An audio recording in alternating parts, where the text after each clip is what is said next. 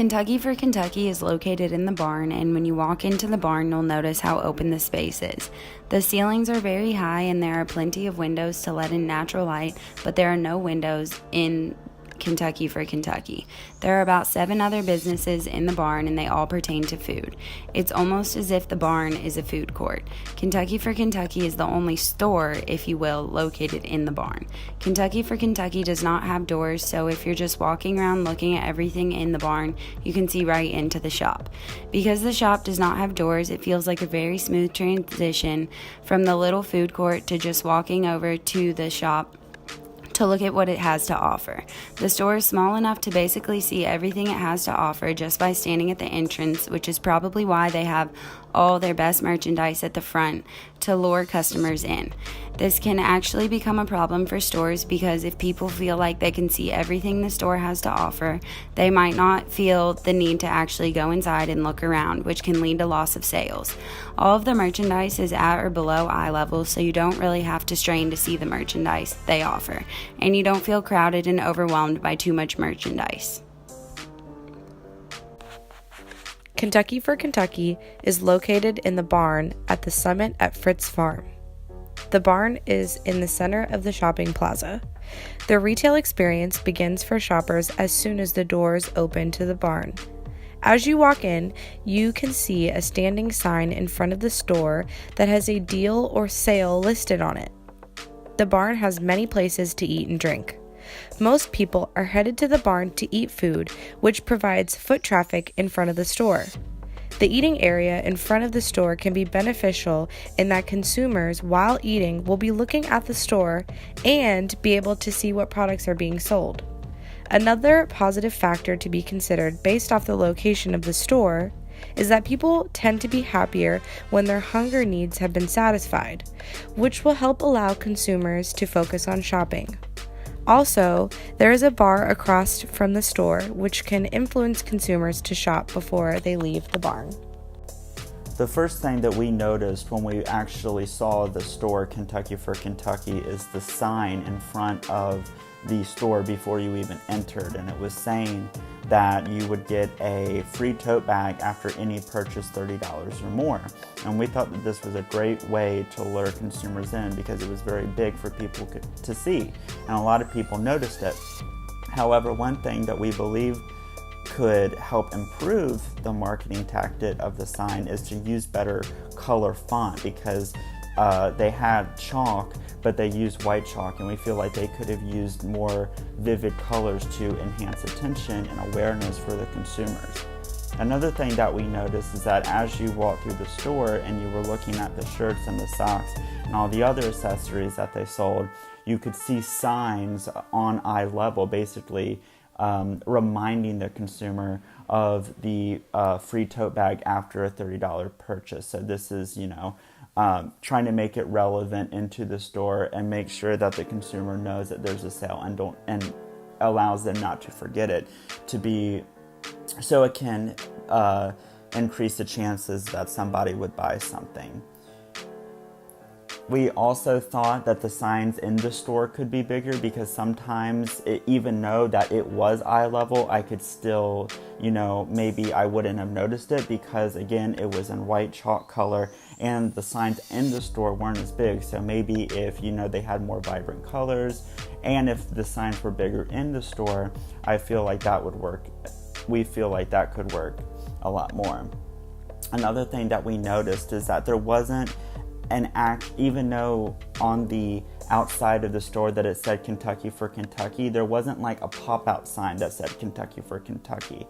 And all the other restaurants around there, the sign extended from the wall to lure people's attention in Kentucky for Kentucky. Kentucky for Kentucky's target audience is younger women and men who are seeking trendy Kentucky-based items. Much of their clothing seems to be gender neutral, in turn showing that they are not attempting to target a specific gender. The use of advanced technological registers helps to appeal to the younger generation because they are the ones who are deeply rooted in technology. Also, the store is not shy when it came to profanity, so they are not making it a priority to satisfy conservative consumers. We did observe that there were mainly Caucasian customers entering and shopping in the store. Younger women seem to make purchases compared to mothers and families who seem to just be shopping around. It appeared that more people were looking at the store than actually making purchases. To do a better job, the store can attempt to either advertise and expand to focus on different age groups, or focus more on reaching this younger age group that is already being targeted. When walking up to purchase your items, you are greeted with a friendly face. There seems to have been only positive interactions with the employee. There is only one register, and it is not your regular register that you tend to see in other stores that are bulky and have many buttons. The register being used is an iPad, which is highly innovated. This type of checkout is simple and fast, which helps with keeping a short line. While we observed, there was only one employee working in the store. One thing that could be changed is that during shifts, there should be more than one employee working, because that will ensure that one employee can be on the floor to help customers, and the other employee can work checkout to create a quick process and to keep customers happy. When you walk into the barn, you're greeted with warm wood accents and cafeteria-style tables. Entire walls made of windows let light in and create a sense of open space. As you look around, you notice brightly colored storefront signs and twinkly lights strung from the high ceilings. It's very charming for a food court. Kentucky for Kentucky is neighbors with a local ice cream shop. Upon walking in, yellow boutique lighting accents the merchandise, and a trendy neon light with a rainbow backdrop grabs your attention. Because the store is so small, it is easy to feel a little crowded once you're inside. The products line the walls with assorted shelving and hanging displays. Given the small size of the store, aisle size seems appropriate. Although customers have the potential to get in each other's way, there's not a huge variety of products, so the time customers use to look at the products is limited, and that lessens the chance of them getting in. The traffic tends to flow in a U shape around the store, starting on the side with the sale sign.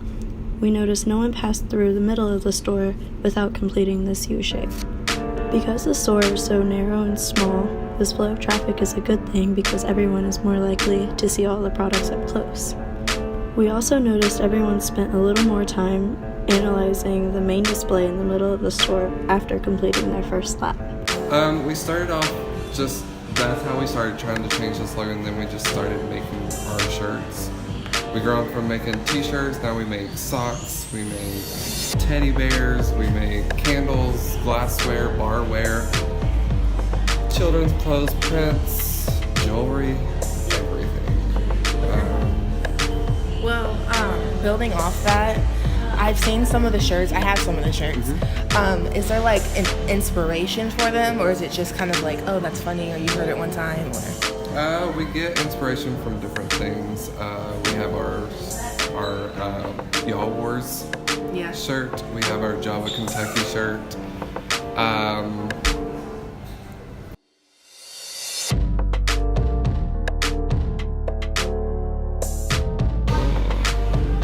Is everything like in the store made locally, or does it go to like a warehouse somewhere? And Everything's done here in town. We hand print all of our shirts. We hand print our kids' shirts. All of our prints are local.